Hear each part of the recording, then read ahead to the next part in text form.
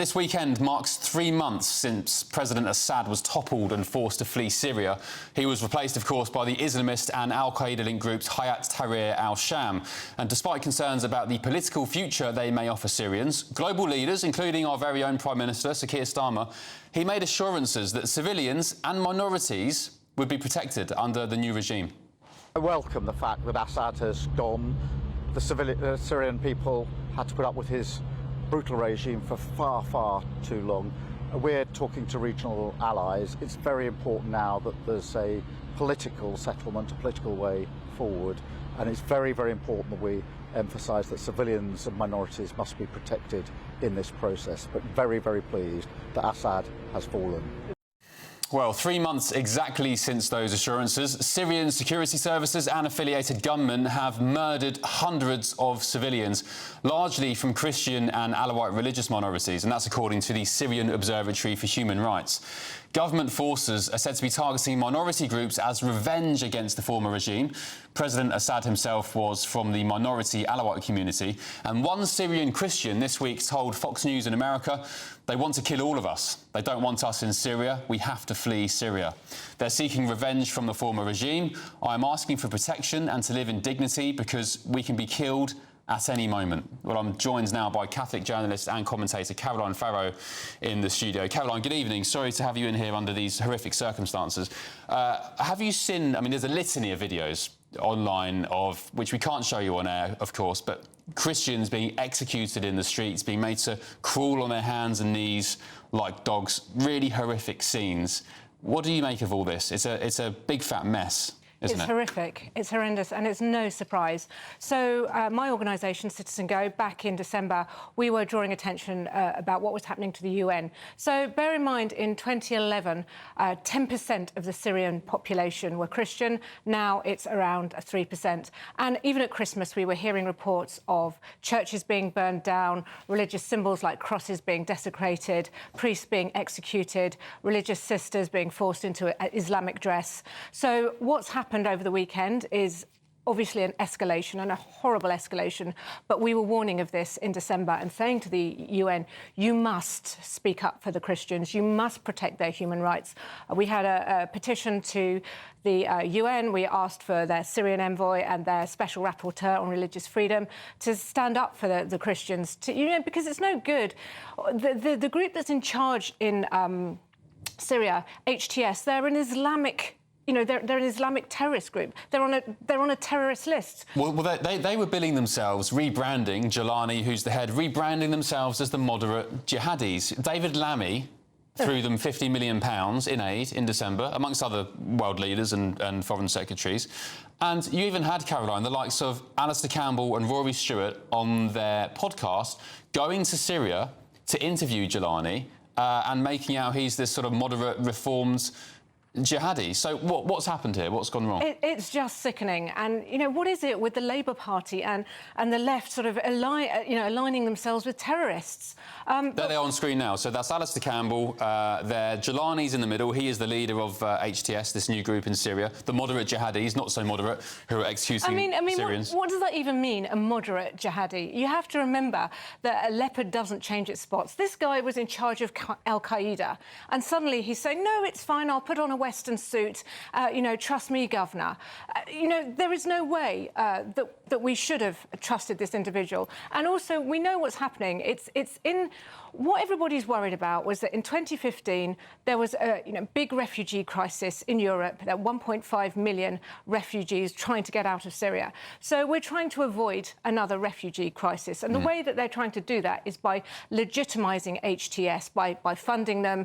And we've got another campaign going that on Tuesday the European Parliament is debating humanitarian aid to Syria. Now the EU is the biggest provider of humanitarian aid. So actually, we need to really lobby the EU, or Europeans need to lobby their MEPs to say, you should not be giving any money to HTS. You should be making sure that any funds that pass through Syria, they are not linked to HTS, and also you link them to absolute firm guarantees of protection for Christians and the Alawites and any other minority in the area. Otherwise, you're not getting any aid.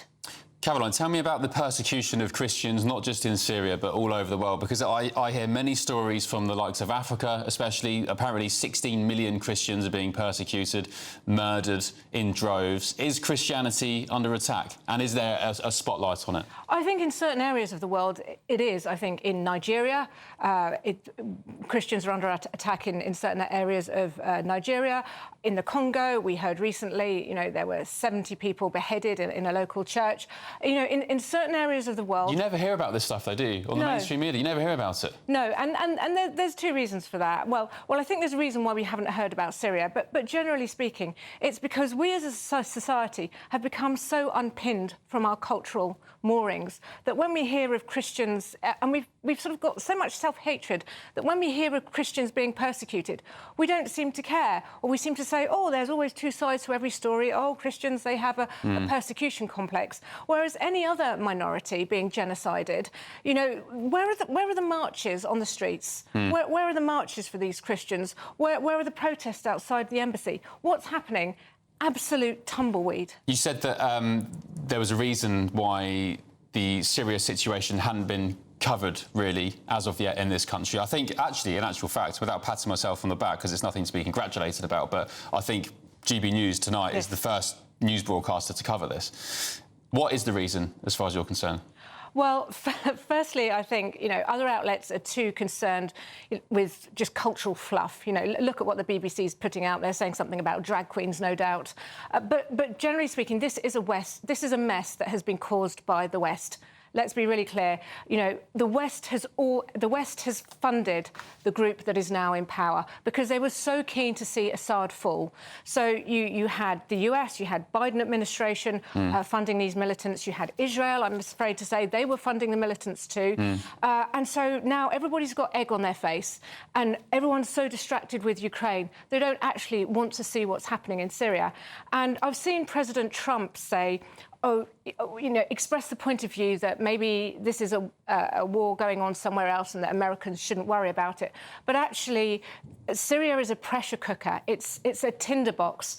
And if we don't get on top of it, we've got al-Qaeda on the rise, and America knows only too well the damage, you know, look at 9/11, the damage that a terrorist state can unleash. So we really need to get on top of this. Europe needs to get on top of this.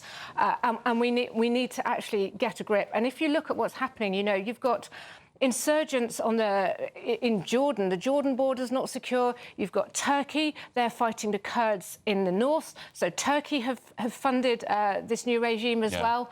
And you've got al-Qaeda in the east sort of rising up. So we really need to get a grip and say, you know, this is not acceptable. We do not prop up a terrorist state. What do you expect the government to do now? What would you urge them to do? Because they've been so steadfast in, as I said, lumping aid to HTS and Jelani. What should they do now? Do you think they'll just ignore it? Well, the US, actually, Marco Rubio released a statement 6 hours ago saying this is unacceptable. You know, we stand with these persecuted minorities. This violence has to stop. I think it wouldn't harm the British government. It wouldn't hurt Keir Starmer to actually say something about the Christians in Syria. I don't know why there's been this silence. So they firstly must speak out really, really strongly. And secondly, they must put all diplomatic efforts not into legitimising a terrorist regime, but all their diplomatic efforts into protecting the minorities and stabilising Syria. You know, they need to put their money where their mouth is instead of trying to sort of rehabilitate this guy. David Lammy did tweet about it 5 hours ago. He said something akin to, I can't remember the verbatim tweet, but he mentioned it without mentioning the word Christian. He called it. He called it persecuted minorities. Didn't mention the word Christian. And it's a great point about repeating the same mistakes. This reminds me of Libya. Yes. You know, Hillary Clinton and the French going into Libya, laughing about it. That infamous clip of Clinton laughing about "we came, we saw, we killed Gaddafi." What a mess Libya became after that. The slave hellhole of the world. So yeah, it just feels like history repeats itself. Well, I mean, I think there's shades of Srebrenica here. I think as well there are. Look what happened in Rwanda in 1994 when everyone was silent. We cannot be silent any longer. Caroline Farrow, thank you for your company tonight. Sorry it's under these circumstances, but I'm sure we'll be getting you back to keep us updated on this really important issue. Thank you, Caroline.